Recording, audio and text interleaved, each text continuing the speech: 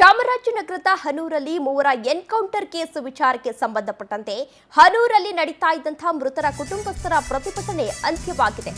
ಚಾಮರಾಜನಗರದ ಹನೂರಿನಲ್ಲಿ ಮೂವರ ಎನ್ಕೌಂಟರ್ ಆಗಿತ್ತು. ಆ ಕೇಸ್ ವಿಚಾರಕ್ಕೆ ಸಂಬಂಧಪಟ್ಟಂತೆ ಹನೂರಿನಲ್ಲಿ ಒಂದು ಬೃಹತ್ ಪ್ರತಿಭಟನೆಯನ್ನು ನಡೆಸಲಾಗಿತ್ತು. ಮೃತರ ಕುಟುಂಬಸ್ಥರಿಂದ ಪ್ರತಿಭಟನೆಯನ್ನ ಕೈಬಿಟ್ಟಿದ್ದಾರೆ. ಪ್ರತಿಭಟನೆಯನ್ನ ಕೈಬಿಡುವಂತೆ ಸ್ಥಳೀಯ ಶಾಸಕ ಮಂಜುನಾಥ್ ಅವರು ಮನವೊಲಿಕೆಯನ್ನ ಮಾಡಿದ್ದಾರೆ. ಪ್ರತಿಭಟನಾಕಾರರ ಜೊತೆ ಶಾಸಕ ಮಂಜುನಾಥ್ ಅವರು ಒಂದು ಸಂಧಾನವನ್ನ ಮಾಡಿದ್ರು. ಆ ಸಂಧಾನ ಸಕ್ಸಸ್ ಆಗಿದೆ.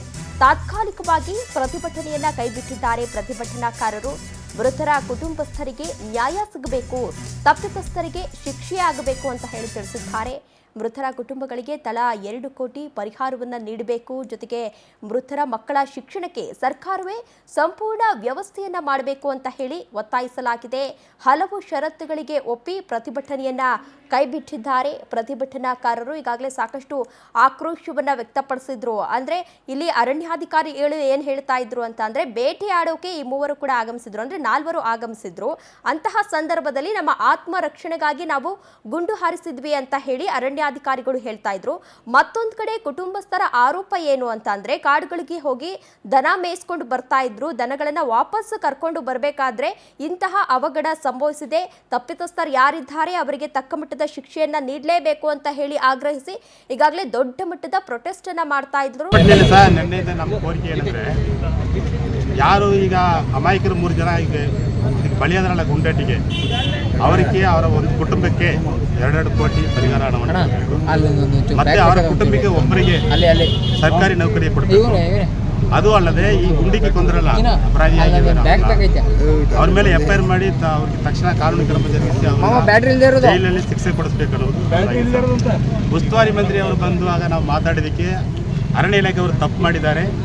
ಅದು ನಾವು ಸಂಬಂಧಪಟ್ಟ ಅರಣ್ಯ ಮಂತ್ರಿ ಹತ್ರ ಮಾತಾಡ್ತೀವಿ, ಮತ್ತು CM ಹತ್ರ ಮಾತಾಡ್ಬಿಟ್ಟು ಅವ್ರು ಏನು ಶಿಕ್ಷೆ ಕೊಡಬೇಕು ಅದನ್ನು ಕೊಡಿಸ್ತೀವಿ ಅಂತ ಹೇಳಿದ್ದಾರೆ ಸರ್. ನಿನ್ನೆಯಿಂದ ನಾವು ಪ್ರತಿಭಟನೆ ಮಾಡಿದ್ದು, ನಿನ್ನೆ ಎಲ್ಲ ಒಪ್ಪಿದ್ರು, ಭರವಸೆಗಳನ್ನ ಅವ್ರು ಒಪ್ಪಿಕೊಂಡು ಆಯಿತು ಮಾಡ್ತೀವಿ ಅಂತ ನಮ್ಮ ಮಂಜುನಾಥ ಶಾಸಕರು ಒಪ್ಪಿದ್ದಾರೆ. ಇವತ್ತು ನಮಗೆ ಏನಾದರೆ, ಅವ್ರನ್ನ ಯಾರು ಗುಂಡಿಗೆ ಕೊಂದರೋ ಅವ್ರನ್ನ ನಮಗೆ ಅರೆಸ್ಟ್ ಮಾಡಬೇಕು, FIR ಮಾಡಬೇಕಂತ ನಾವು ಬೆಳಗ್ಗೆಯಿಂದ ಹೋರಾಟ ಮಾಡ್ತೀವಿ ಸರ್. ಈಗ ನಮ್ಮ ಹನೂರು ಭಾಗದ ಶಾಸಕರು ಒಪ್ಕೊಂಡಿದ್ದಾರೆ. ಏನೆಲ್ಲ ನಿಮಗೆ ಕೋರಿಕೆಗಳು ಕೊಟ್ಟಿದ್ದೀವಿ ನಾವು, ಅದನ್ನ ನಾವು ಕಾನೂನುಬದ್ಧವಾಗಿ ಮತ್ತು ಈಗ 15 ಲಕ್ಷ ಹಣ ಪರಿಹಾರವನ್ನು ಒಬ್ಬ ಶವಸಂಸ್ಕಾರ ಮಾಡಿ ಕೊಟ್ಟು ಕಾನೂನು ಪ್ರಕಾರವಾಗಿ ಅವ್ರನ್ನ ಅರೆಸ್ಟ್ ಮಾಡಿ ಮತ್ತೆ ಅವ್ರ ಮೇಲೆ ಏನು ಶಿಕ್ಷೆ ಧರಿಸಬೇಕು ಅಂತ ಕೊಟ್ಟಿದ್ದಾರೆ ಸರ್. ಇನ್ನು ಮುಂದೆ ನಮಗೆ ಏನಂದರೆ ಸರ್ ಕೋರಿಕೆ, ನಮ್ಮ ಕಾಡಂಚಿನ ಪ್ರದೇಶದಲ್ಲಿ ಫಾರೆಸ್ಟ್ ಅವರ ದರ್ಪ ಜಾಸ್ತಿ. ಇತ್ತೀಚೆಗೆ ದನಕರುಗಳು ಮೇಯಿಸೋರು, ಆಡು ಮೇಯಿಸೋರು ಎಲ್ಲರ ಮೇಲೆ ದರ್ಪ.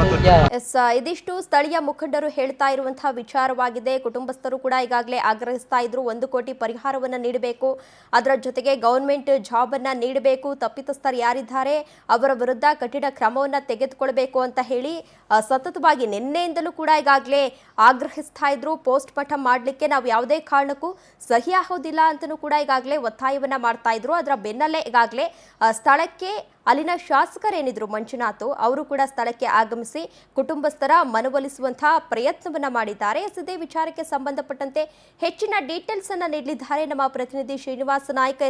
ಶ್ರೀನಿವಾಸ್ ನಾಯ್ಕ್, ಎನ್ಕೌಂಟರ್ ಪ್ರಕರಣಕ್ಕೆ ಸಂಬಂಧಪಟ್ಟಂತೆ ಈಗಾಗಲೇ ಪ್ರೊಟೆಸ್ಟ್ ಅಂತ್ಯ ಆಗಿದೆ. ಯಾವ ರೀತಿ ಮನವೊಲಿಸಿದ್ರು ಶಾಸಕರು, ಏನೆಲ್ಲ ಭರವಸೆ ನೀಡಿದ್ದಾರೆ? ಯಶಸ್ವಿನಿ, ಏನಂತಂದ್ರೆ ನಿನ್ನೆಯಿಂದ ಏನು ಪ್ರತಿಭಟನೆ ಒಂದೇ ಸಮಿತಿಯಲ್ಲಿ ಉದ್ವಿಗ್ನ ಸ್ಥಿತಿ ನಿರ್ಮಾಣವಾಗಿತ್ತು, ಆ ಒಂದು ಪ್ರಕರಣವನ್ನ ಸ್ಥಳೀಯ ಶಾಸಕರಾದ ಮಂಜುನಾಥ್ ಅವರು ಸಕಲ ಅಂದ್ರೆ ಎಲ್ಲಾ ರೀತಿಯ ಒಂದು ಮನವೊಲಿಕೆಯಲ್ಲಿ ಬಹಳ ಪ್ರಯತ್ನ ಮಾಡಿದ್ರು ಅಂತಾನೆ ಹೇಳ್ಬೋದಾಗಿದೆ. ಸತತವಾಗಿ ನಿನ್ನೆಯಿಂದಲೂ ಸಹ ಅಲ್ಲಿ ಹನೂರಿನಲ್ಲೇ ಉಳ್ಕೊಂಡವರು ಎಲ್ಲಾ ಲೀಡರ್ಸ್ಗಳನ್ನ ಕರೆಸಿ ಮಾತಾಡೋ ಅಂತದ್ದಾಗಿರ್ಬೋದು, ಎಲ್ಲವನ್ನೂ ಮಾಡಿದಂತ ಸಂದರ್ಭದಲ್ಲಿ ಕೊನೆಗೆ ಫಾದರ್ಗಳ ಮೂಲಕ, ಚರ್ಚ್ಗಳ ಮೂಲಕ ಏನೋ ಒಂದು ಕ್ರಿಶ್ಚಿಯನ್ ಸಮುದಾಯಕ್ಕೆ ಸಂಬಂಧಪಟ್ಟವರಾಗಿದ್ರು ಇವರು 3 ಜನ ಮೃತಪಟ್ಟವರು ಕೂಡ, ಅವರ ಮುಖಂಡರುಗಳನ್ನ ಸಭೆ ನಡೆಸಿ ಕೊನೆಗೂ ಒಂದು ಸಂಧಾನವನ್ನ ಮಾಡಿದ್ದಾರೆ. ಏನು 15 ಲಕ್ಷ ರೂಪಾಯಿ ಪರಿಹಾರ ಕೊಡುವಂಥದ್ದು, ಅದ್ರಲ್ಲಿ 5 ಲಕ್ಷ ಸರ್ಕಾರ ಕೊಟ್ರೆ ಇನ್ನು 10 ಲಕ್ಷ ವೈಯಕ್ತಿಕವಾಗಿ ಶಾಸಕರೇ ಅದನ್ನ ಕೊಟ್ಟಿದ್ದಾರೆ 3 ಜನರಿಗೂ ಕೂಡ. ಒಟ್ಟು 15 ಲಕ್ಷ ರೂಪಾಯಿನ ಈಗ ತಾತ್ಕಾಲಿಕವಾಗಿ ಒಂದು ಪರಿಹಾರ ಕೊಡುವಂಥದ್ದು ಅವ್ರಿಗೆ ಕೊಟ್ಟು, ನೆಕ್ಸ್ಟ್ ಅವ್ರು ಏನ್ ಬೇಡಿಕೆಗಳಿದೆ, ನ್ಯಾಯಾಂಗ ತನಿಖೆ ಆಗ್ಬೇಕು ಅಂತ ಹೇಳಿದಾರೆ, ನ್ಯಾಯಾಂಗ ತನಿಖೆ ಆಗುವಂಥದ್ದು, ಮತ್ತೆ ಮುಂದಿನ ಇನ್ನೂ ಹೆಚ್ಚಿನ ಪರಿಹಾರ ಕೊಡಿಸುವಂಥದ್ದು, ಇವೆಲ್ಲಕ್ಕೂ ಕೂಡ ಒಟ್ಟಿಗೆ ಒಪ್ಪಿಗೆ ತಗೊಂಡು ಭರವಸೆ ನೀಡಿದ ನಂತರ ಒಂದು ಏನು ಫಾದರ್ಗಳ ಮೂಲಕ ಇವರು ಒಂದು ಸಭೆನ ಮಾಡಿದ್ಮೇಲೆ ಒಪ್ಪೀಗ ಪ್ರತಿಭಟನೆ ಕೈ ಬಿಟ್ಟಿದ್ದಾರೆ. ಈಗ ಮಾಮೂಲಿ ರಸ್ತೆ ಸಂಚಾರ ಎಲ್ಲ ಸುಗಮವಾಗಿ ಈಗ ಪ್ರತಿಭಟನೆ ಕೈ ಬಿಟ್ಟು, ಮತ್ತೆ ಅದೇ ರೀತಿ ಪೋಸ್ಟ್ ಮಾರ್ಟಮ್ ಕೂಡ ಅವರು ಒಪ್ಪಿಗೆ ಕೊಟ್ಟು ಈಗ ಅದು ಕೂಡ ಕಾರ್ಯ ನಡೀತಾ ಇದೆ ಅಂತಕ್ಕಂಥದ್ದು. ಸೊ ಒಟ್ಟಾರೆ ಏನು ನಿನ್ನೆಯಿಂದ ಏನ್ ನಡೀತಾ ಇತ್ತು ಅದಕ್ಕೆ ಈಗ ತಾತ್ಕಾಲಿಕವಾಗಿ ಒಂದು ತೆರೆ ಬಿದ್ದಿದೆ ಅಂತಾನೆ ಹೇಳ್ಬೋದಾಗಿದೆ. ಅಶ್ವಿನಿ. ಧನ್ಯವಾದ ಶ್ರೀನಿವಾಸ ನಾಯ್ಕ ತಮ್ಮೆಲ್ಲ ಡೀಟೇಲ್ಸ್ಗಾಗಿ.